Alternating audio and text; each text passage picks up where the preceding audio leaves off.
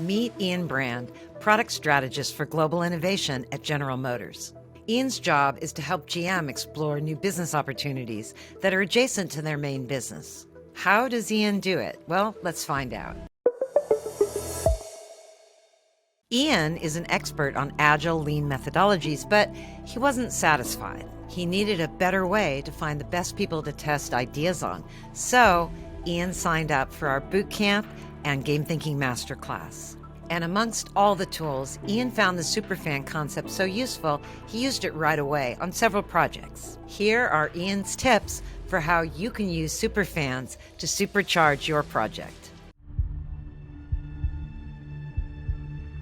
I work in a group that's designed to find adjacent new opportunities. So our job is to look for totally new markets that we're not even in. It's very much the position startups find themselves in, where you're trying to do something new for the first time. So anything that helps you go from a blank page to like actually start executing is really helpful.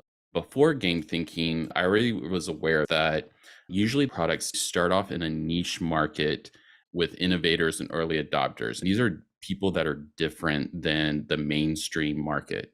Usually products get some sort of traction in this early niche market before crossing the chasm into a larger market. I really love this story from the DoorDash guys. And if you think about what DoorDash has become, they're all over the United States, but they actually didn't start with that. They started with very small businesses that had this dying problem. They weren't able to fulfill orders because they didn't have the delivery infrastructure. So if they had started, let's go to McDonald's to get start our idea, they probably wouldn't have been able to get in the door because McDonald's didn't really have that niche need, but their local businesses had this niche need. And so they were able to find that and develop that. Before game thinking, I had a very passive approach for problem identification and validation. We would go out and talk to people, and we would say, we're not getting really strong results. What we didn't know how to do is define who those early adopters are and go seek them out. And I get this feeling like it's not that the idea is wrong, it's that we're not finding the right people. But how do you go and do that? When I came across game thinking, I found this concept of Superfan and the Superfan funnel. And I was blown away by it. When I did my first pass through the Superfan funnel and testing, it was almost like magic. These were the exact people we were looking for, the exact people that had the problem, and we got on point feedback. So that Superfan funnel, it's a very useful tactic for defining your early market and recruiting your early adopters. There were several things that helped me do this effectively that I'm going to share with you now.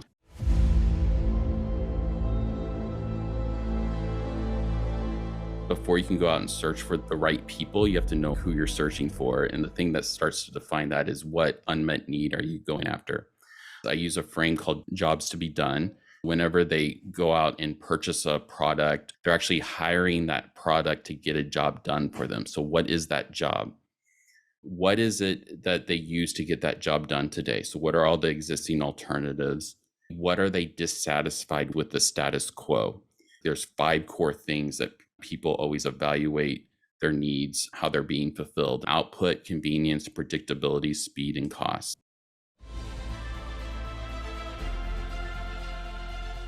Who are these people? Who's that subset of the population that are most in need? The thing that really helped me come straight from the game thinking book, it's 4 things that help define superfans. They have the problem that they want to solve.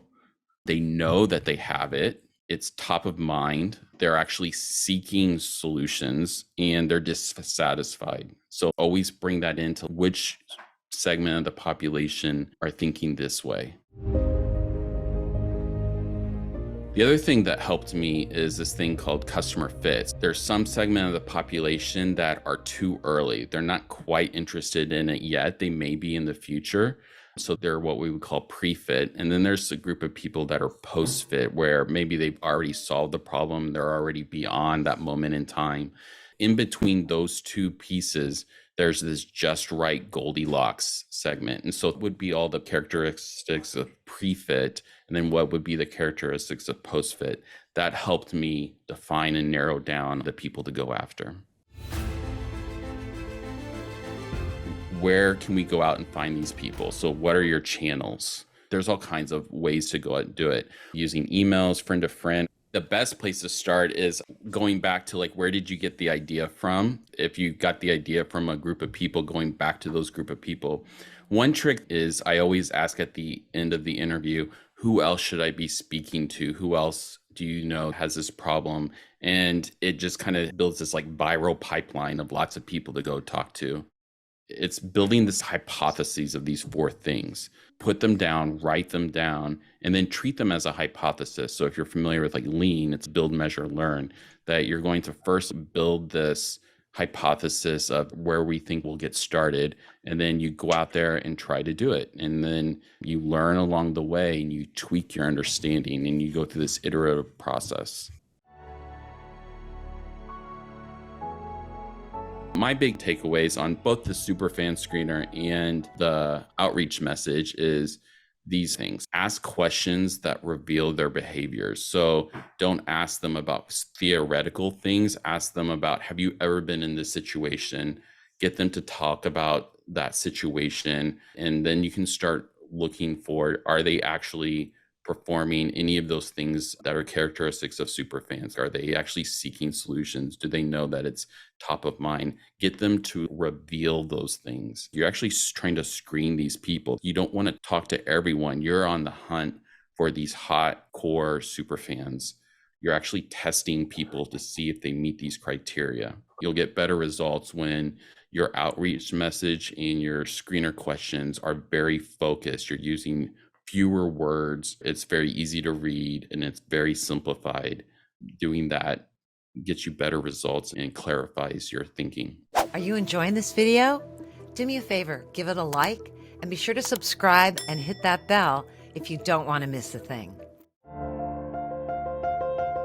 The great learnings that I got just from that early stage of the screening process was amazing. Do this in parallel. So do screeners and then start to do some interviews, but then keep screening people. Keep refining your screener and putting it out there and getting it in front of more people as you're doing interviews or even getting into play testing, this like continuous process in parallel.